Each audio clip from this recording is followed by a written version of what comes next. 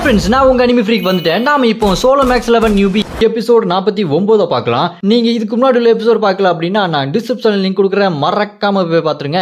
இவங்க இப்போதாங்க ஒவ்வொரு எபிசோடா ரிலீஸ் பண்ணிட்டே இருக்காங்க. அவங்க ரிலீஸ் பண்ண உங்களுக்காக நான் கொண்டு வந்துருவேன். இந்த மாதிரி ரிலீஸ் பண்ணோடனே உங்களுக்கு கொண்டு வரணும்னு நீங்க நினைச்சீங்கன்னா இந்த வீடியோக்கு மறக்காம லைக் பண்ணி சப்போர்ட் பண்ணுங்க. சரி வாங்க, நாம இப்போ இந்த 49வது எபிசோடுக்குள்ள போலாம்.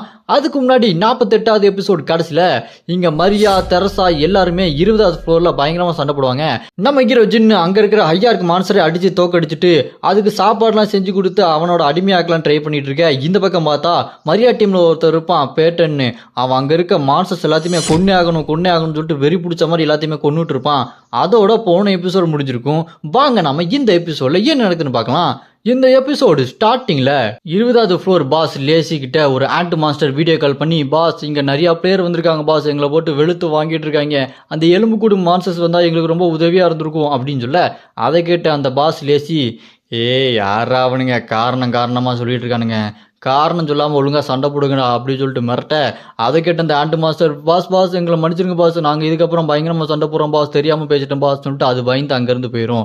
அப்படியே இந்த பக்கம் இங்கே இருக்க எலும்பு கூடு மாஸ்டரை பார்த்துட்டு அந்த பாஸ் லேசி, இவங்க வேலைக்கு ஆக மாட்டாங்க போல இருக்கு, வேற குரூப் அனுப்பு அப்படின்னு சொல்லிட்டு, நான் ரொம்ப நேரம் வேலை பார்த்துட்டேன், இப்போ தூங்குற நேரம், ஒரு 5 நிமிஷம் மட்டும் தூங்கிக்கிறேன் அப்படின்னு சொல்லிட்டு அந்த பாஸ் லேசி மறுபடியும் லேசி ஆகி தூங்க போயிடுவான். அப்படி அவன் தூங்கலான்னு போகும்போது டக்குன்னு பார்த்தா அங்கே ஒரு டீமன் வந்து நிற்கும். அது வந்து, என்ன லேசி நீங்கள் தூங்கிட்டே இருக்கீங்க, இப்போ நீங்கள் தூங்கக்கூடாது, இதுக்கப்புறம் நீங்கள் 100 வருஷம் தூங்க தானே போகிறீங்க அப்படின்னு சொல்லிட்டு அங்கே ஒரு பொண்ணு டீமன் வந்து நிற்கும். இவ பேர் ரெமியா, நைட்மேர் ரெமியா. இவளை அந்த கன்ஃபாதர் டீமன் தான் இந்த லேசியை கவனிக்கிறதுக்காக அனுப்பியிருக்கான். இந்த ரெமியா இந்த லேசி கிட்ட வந்து, லேசி நீங்கள் க்யூட்டாக தூங்குறீங்க, ஏன் தூங்குறீங்க அப்படி சொல்லிட்டு குழந்த மாதிரி பேசிகிட்டு இருக்க. அதை கேட்டு அந்த லேசி செம்ம கடுப்பாயிருவான். என்ன என்கிட்ட குழந்த மாதிரி பேசிகிட்டு இருக்க, எனக்கு ஒன்றை விட ரொம்ப அதிக வயசாகுது, ஒழுங்காக மரியாதையாக பேசு அப்படி சொல்லிட்டு கத்த. அதை கேட்ட அந்த ரெமியாவும், கோபம் வருதா, சரி என்னை அந்த கன்ஃபாதர் டீமன் தான் இங்கே அனுப்பியிருக்கான், நீங்கள் ரொம்ப லேசியாக இருப்பீங்களாமே, ஆமாம் நீங்கள் உங்கள் பேருக்கு ஏற்ற மாதிரி தான் இருப்பீங்க, ஒழுங்காக வேலையை பாருங்க அப்படின்னு சொல்ல. அதை கேட்டு இங்கே லேசியோ, அவன்கிட்ட போய் சொல்லு, எனக்கெல்லாம் அதை பற்றி கவலையே இல்லை, நான் எனக்கு தோன்ற மாதிரி தான் இருப்பேன் அப்படின்னு சொல்ல. அதை கேட்டு அந்த டீமன் இருக்கா பாருங்க நைட்மேர், அவ, ஏன் இப்படி பேசிகிட்டு இருக்கீங்க, ஏன் இந்த மாதிரி பண்ணிட்டு இருக்கீங்க அப்படின்னு சொல்லிட்டு கேட்க, அதுக்கு அந்த லேசி பாஸோ, நான் என்னோட வாழ்நாள் முழுக்க எப்படி இந்த மாதிரி சோம்பேறியாக இருக்கலாம்னு சொல்லிட்டு கற்றுக்கிட்டே இருந்தேன், எல்லாமே ரிசர்ச் பண்ணி இந்த மாதிரி சோம்பேறியாக இருக்கலாம் அப்படின்ட்டு கடவுளுக்கு எதிரான ஒரு மந்திர கோட்டையை கட்டி அதில் நான் இந்த மாதிரி ரொம்ப பயங்கரமாக ஜாலியாக சோம்பேறியாக இருக்கேன் தெரியுமா, அந்த கடவுளை எதிர்க்கிறதுக்கான அந்த பானம் ஒன்று இருக்குது, அதில் பயங்கரமான சக்தி இருக்குது, நான் அதை குடித்து கடவுளுக்கு எதிராக பெரிய சக்தி ஆகி இந்த கோட்டையில் ரொம்ப சோம்பேறியாக நல்லா வாழ்ந்துட்டுருக்கேன், நீ என்னன்னா அந்த ஏஞ்சலை போய் பிடிக்க சொல்கிற, அவளை பிடிக்கிறதுலாம் நடக்கிற காரியமா, அவன் என் வழியிலையும் வரவே இல்லையே அப்படின்னு சொல்ல. அதை கேட்டு அந்த டீமன் இருக்கா பாருங்க ரிமியா, அது கவலைப்படாதீங்க, நீங்கள் என்னென்ன பண்ணணுமோ அதுக்கு நான் உங்களுக்கு உதவி பண்ணுறேன், அவளை பிடிக்கிறது அந்தளவுக்கு கஷ்டமாக என்ன அப்படின்னு சொல்ல. அதை கேட்டுட்டு அந்த லேசி பாஸோ, அப்படியா, அப்படின்னா அவளை பிடிச்சிடலாம் நீ நினைக்கிறியா அப்படி சொல்லிட்டு கேட்க, அதுக்கு அந்த ரிமியாவோ, அவ்வளோதானே, நான் உங்களுக்கு எல்லா ஹெல்ப்பும் பண்ணுறேன், அவளை பிடிக்கிறதுக்காக என்ன வேணாலும் நான் பண்ணுறேன் அப்படின்னு சொல்லிட்டு அந்த டீமன் சொல்ல. அப்படியே அங்கே கட் பண்ணா இந்த பக்கம் பார்த்தா நம்ம ஹீரோ அந்த பெரிய பெரிய ஐயாருக்கு மார்க்ஸ்லாம் அவனோட கண்ட்ரோலில் கொண்டு வந்தான் பார்த்தீங்களா அப்பர் சண்டியா, அதை உட்கார வச்சு பிளான்லாம் சொல்லிட்டு இருக்கு. அதை கேட்டு அந்த ஐயாருக்கு மார்க்ஸ்லாம், பாஸ் நீங்கள் வேறு லெவல் பாஸ், எங்களை மாதிரியான பெரிய மான்சரையே கண்ட்ரோலில் கொண்டு வந்து என்னென்ன பண்ணணும்னு சொல்கிறீங்களே, நீங்கள் இந்த அளவுக்கு புத்திசாலி இருப்பீங்க நினச்சி கூட பார்க்கல அப்படின்னு சொல்லிட்டு இருக்க. இந்த பக்கம் லீடர் இருக்கார் பாருங்க, நம்ம ஹீரோ சமைச்சதை அப்படி லப்பக்குன்னு சாப்பிட்டுட்டு, ஆமாம் நம்ம தேவையில்லாமல் சண்டை போடுறதை விட புத்திசாலியை யூஸ் பண்ணி நிறைய விஷயத்தில் ஜெயிக்கலாம் அப்படின்னு சொல்லிட்டு இருக்க. அப்புறம் அந்த ஐயாருக்கு மான்ஸ்டருக்கு ஒரு மெசேஜ் வரும், யார்கிட்ட இருந்துன்னா அந்த லேசி பாஸ் கிட்ட இருந்து தான், இங்கே மனுஷங்க நிறைய பேர் பயங்கரமாக உள்ளே வந்து சண்டை போட்டுட்டு இருக்காங்க, ஒழுங்காக போய் அவங்கள அடிச்சு நொறுக்குங்களா அப்படின்னு சொல்லிட்டு ஆர்டர் வந்திருக்கும். ஆனால் இங்கே தான் அந்த ஐயாருக்கு மான்ஸ்டர் நம்ம ஹீரோவோட கண்ட்ரோலில் வந்துட்டாங்கல்ல, அதனால அந்த ஐயாருக்கு மான்ஸ்டர் நம்ம ஹீரோ கிட்ட, பாஸ் இப்போ என்ன பண்ணுறது, மெசேஜ் வந்திருக்கு, ஏற்கனவே மனுஷங்க உள்ளே வந்து நிறைய பேர் அடித்து நொறுக்கிட்டு இருக்காங்களாம், இப்போ என்ன பண்ணுறது, நம்ம எல்லாம் ஒன்றா போய் மனுஷங்களுக்கு உதவி பண்ணலாமா அப்படின்னு சொல்லிட்டு கேட்க. அதை கேட்டு நம்ம ஹீரோவும், ஆமாம் அதை பண்ணணும், ஆனால் ஏன் இப்படி அவங்க பண்ணுறாங்கன்னா, எங்களுக்குள்ள ஏஞ்சல்ன்ற ஒரு பொண்ணு இருக்குது, அவளை கடத்திட்டு போகிறதுக்கு தான் அந்த லேசி பாஸ் ட்ரை பண்ணிகிட்டு இருக்கான் அப்படின்னு சொல்லிட்டு நம்ம ஹீரோ சொல்ல.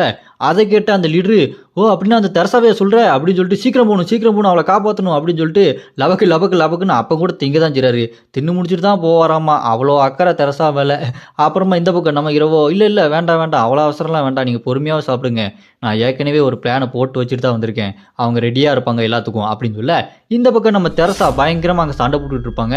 அப்போ நம்ம ஜுன்னு அந்த இடத்துக்கு சும்மா மாசா வந்து, தெரசா நான் உனக்கு ஹெல்ப் பண்ணுறேன் அப்படின்னு சொல்லிட்டு கெத்தா நிற்க, கட் பண்ணா ஒரு ஃப்ளாஷ்பேக்கு. அந்த ஃப்ளாஷ்பேக்கில் ஜுன்னு, என்னது நீ சொல்கிறது உண்மையா, தெரசாவை எல்லாரும் டார்கெட் பண்ண போகிறாங்களா அப்படி சொல்லிட்டு கேட்க, அங்கே பார்த்தா நம்ம ஹீரோ ஜின்னு தான் நிற்கிறாரு. அவர் சொல்லுவார், ஆமாம் தெரசாவை தான் டார்கெட் பண்ண போகிறாங்க, அவளை டார்கெட் பண்ண போகிறது ஏஞ்சல் டவரில் இருக்கிற கேப்ரியல்னு ஒரு ஏஞ்சல்.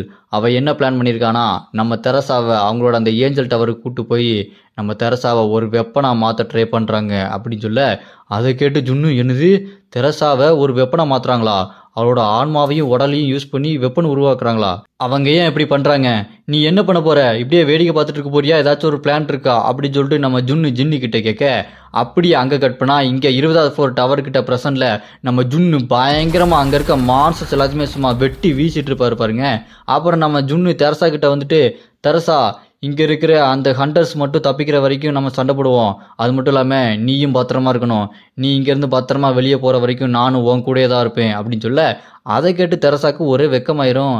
இவன் நம்ம மேலே இவ்வளோ அக்கறையாக இருக்கானே அப்படின்னு சொல்லிட்டு சிரிக்க, அங்கே கட் பண்ணா இந்த பக்கம் நம்ம ஹீரோ மைண்டில் யோசிச்சுட்டு இருப்பாரு, அந்த ஜுன்னுக்கிட்ட நான் பொறுப்பை கொடுத்துட்டு வந்துட்டேன், அதனால் தெரசாவை பற்றி இப்போதைக்கு எனக்கு கவலை இல்லை, ஆனால் அந்த கன்ஃபாதர் டீமனு தெரசாவை கடத்துறதுக்கு இந்த லேசி பாஸுக்கிட்ட ஆர்டர் கொடுத்து வச்சுருக்கான், அதை நான் எப்படியாச்சும் முறியடிச்சே ஆகணும் அப்படி நம்ம ஹீரோ யோசிச்சுட்டு ஒரு பிளானை போட, அப்படியே அங்கே கட் பண்ணால் 20வது ஃப்ளோரில் அந்த டஞ்சன் கேட்டுக்கு வெளியே நிற்கிறாங்க வாசலில் ஸ்டார்டிங் பாயிண்டில். அங்கே அந்த மரியாவோட ஹண்டர்ஸ்லாம் நிற்க, அங்கே மரியா கத்திட்டு இருப்பா, என்னடா எல்லோரும் ரிலாக்ஸ் பண்ணுறீங்களா, ஒழுங்காக எந்திரிச்சு என்னென்ன இருக்குது பொருள், என்னென்ன டேமேஜ் ஆச்சு, எத்தனை பேர் செத்து போனாங்க, எல்லா டீட்டெயில்ஸ் சொல்லுங்கடா அப்படின்னு சொல்லிட்டு கத்திட்டு இருக்க, அங்கே ஒருத்தன் வந்து, மேம் எல்லாரும் உயிரோடு தான் இருக்காங்க, 90% எல்லாருமே நல்லா இருக்காங்க, 10% தான் டேமேஜ் அப்படின்னு சொல்ல, அதை கேட்டு மரியாவுக்கு நிம்மதி, நல்ல வேலை நான் நினச்ச அளவுக்கு பெரிய டேமேஜ் எதுவும் ஆகலை அப்படின்னு சொல்லிட்டு அந்த பக்கம் பார்த்தா, அப்படி பார்த்துட்டு, இரு அந்த பேட்டன் எங்கடா இருக்கான், அவன் காணும், இங்கே இல்லையே எங்கே போனான் அப்படி சொல்லிட்டு நம்ம மரியா கேட்க, அப்படியே கட் பண்ண அந்த பேட்டன் இருக்கான் பாருங்க, அவன் அங்கே இருக்க அந்த எறும்பு மார்ஸ் எல்லாத்தையுமே வெட்டி வீசிட்டு, சோபா இங்கே என்ன நிறைய வேலை வந்துட்டு இருக்கு, நான் ரொம்ப தூரம் வந்துட்டனோ, என்னோட ஆட்கள்லாம் எங்கே போனாங்க என்னன்னு தெரியலையே, சரி நான் திரும்ப போய் என்னோட ஆட்கிட்ட சேர்ந்துக்கணும் அப்படின்னு சொல்லிட்டு யோசிச்சுட்டு இருக்க, அப்போ டக்குன்னு பின்னாடி யாரோ வர மாதிரி இருக்கும் பாருங்க, உடனே அந்த பேட்டுன்னு அவன் வெப்பனை வச்சு அட்டாக் பண்ணலான்னு சொல்லிட்டு ஃபோர்ஸாக போக, அங்கே ஒரு பொண்ணு படக்குன்னு கீழே வந்துட்டு, என்னையா பண்ணுற, நானும் உன்னோட ஆள் தான்யா, உன் குரூப் ஆள் தான்யா, ஏன் அப்படி பண்ணுற விடியா அப்படி சொல்லிட்டு கத்த, அதை பார்த்துட்டு பேட்டனும், சாரி தெரியாமட்டேன், நான் ஏதோ மான்சர் நினச்சிட்டேன், எந்திரி அப்படி சொல்லிட்டு அவளை தூக்கிட்டு, சரி நான் தான் இந்த மான்சர் கூட சண்டை போட்டு இவ்வளோ தூரம் வந்துட்டேன், நீ எதுக்கு இவ்வளோ தூரம் வந்த அப்படி சொல்லிட்டு கேட்க, அதுக்கு அந்த பொண்ணும், நானும் சண்டை போலாம் தான் நினச்சி வந்தேன், ஆனால் வழி மாதிரி இந்த காட்டுக்குள்ளே அப்படி சுற்றி வந்துட்டேன்ப்பா, நல்ல வேலை உன்னை பார்த்தேன் அப்படின்னு சொல்ல, அதை கேட்டுட்டு இங்கே போயிட்டனும், பாரு உனக்கு அடிபட்டிருக்கு, சரி வா உடனே இங்கேருந்து உன்னை கூட்டு போகிறேன், நம்மளோட குரூப்புக்கே நம்ம திரும்பி போயிடலாம் அப்படின்னு சொல்ல, அதை கேட்டு அந்த பொண்ணும், ரொம்ப நன்றி என்னை இப்படி கூட்டு போங்க, நீங்கள் அப்படி கூட்டு போனீங்கன்னா நான் அந்த போர்ஷன் தரேன் உங்களுக்கு அப்படி சொல்லிட்டு அதெல்லாம் கொடுத்துட்ருக்க, அதை பார்த்துட்டு பேட்டனும், சரி ஏன் இப்படிலாம் இதெல்லாம் கொடுக்கணும் அவசியம் இல்லை, நான் அவனை கூட்டு போகிறேன் அப்படின்னு சொல்லிட்டு இருக்கும்போது, டக்குன்னு மறுபடியும் பின்னாடி ஏதோ வர மாதிரி இருக்கும் பாருங்க, அவன் டக்குன்னு திரும்பிட்டு அந்த பொண்ணுக்கிட்ட, நீ என் பின்னாடியே இரு அப்படின்னு சொல்லிட்டு சொல்ல, அதை கேட்ட அந்த பொண்ணும், ஆமாம் இதெல்லாம் என்னதுக்கு அப்படி சொல்லிட்டு பயந்துட்டே கேட்பாளா, அதுக்கு இவனும், அதுங்கெல்லாம் நம்ம சுத்தம் பண்ண வேண்டிய குப்பைங்க, அதுங்க எல்லாத்தையுமே நான் என்னோட ஒத்த கையாலேயே வெட்டி வீச போகிறேன் அப்படின்னு சொல்லிட்டு, அங்கே இருக்க அந்த எறும்பு மாசம் அடிப்பான் பாருங்க, ஓட்டை போட்டு போயிடும், அந்தளவுக்கு அட்டாக்கு ரொம்ப பவர்ஃபுல்லாக இருக்கும், வெறித்தனமாக எல்லாத்தையுமே கொண்டுக்கிட்டே இருப்பான் பாருங்க, அந்த போர்ஷன் இருக்கு பாருங்க அந்த பொண்ணு கொடுத்தது, அதெல்லாம் கீழே விழுந்து கிடக்கும், அவன் அந்த ஆண்ட் எல்லாத்தையுமே வெறித்தனமாக அட்டாக் பண்ணிட்டு இருக்க, பார்த்தா அந்த நைட் மேர் ரெமியா இருக்கா பார்த்தீங்களா, அவதாங்க இந்த பொண்ணு மாதிரி வேஷம் போட்டு வந்திருக்கா. அப்போ அவள் என்ன பண்ணுறா, டக்குன்னு பேட்டன் பின்னாடி போய் அவனை கட்டி பிடிச்சிட்டு அவளோட பவரை ஆக்டிவேட் பண்ணுறா, நைட் மேர் சாம், அதாவது இவளோட இந்த சக்தியை வச்சு ஆம்பளைங்களை அவளோட கண்ட்ரோலுக்கு கொண்டு வர முடியும், அப்படி அவளோட மேஜிக் பவரை யூஸ் பண்ண இந்த பேட்டனும் அவளோட கண்ட்ரோலுக்கு போயிடறான், அவன் அப்படியே பேய் பிடிச்ச மாதிரியே நின்றுருப்பான் பாருங்க. அப்போ அந்த அவ இருக்கா பாருங்க ரெமியா சொல்லுவா, நான் நினச்சதை விட இது ரொம்ப ஃபன்னாக தான் இருக்குது, இப்போ நம்மளுக்கு சிக்கிருக்க ஆடு ஒரு மனுஷன்தான், ஆனால் இவனுக்குள்ளே இருக்க அந்த ஆக்ரோஷம் வெறியும் இவன் சண்டை போடுற திறமையும் ரொம்பவே அபாரமாக இருக்குது, சரி நீ என் கூட வந்துரு அப்படின்னு சொல்லிட்டு அவனை அப்படியே மயக்கி கூட்டு போவா பாருங்க. அப்படி இந்த பக்கம் நம்ம தெரசா இருக்காங்க பாருங்க, அவங்க அந்த பக்கம் பயங்கரமாக சண்டை போட்டுக்கிட்டே இருப்பாங்க. இதோட இந்த எபிசோடு இங்கே முடியுது. உங்களுக்கு அடுத்த எபிசோடு வேணும்னு நினச்சிங்கன்னா கமெண்டில் அராய்ஸ் அப்படின்னு கமெண்ட் பண்ணுங்கள். இந்த வீடியோ பிடிச்சிருந்தா மறக்காம லைக் பண்ணி சப்போர்ட் பண்ணுங்க. நான் உங்களை அடுத்த எபிசோட்ல வந்து பார்க்குறேன்.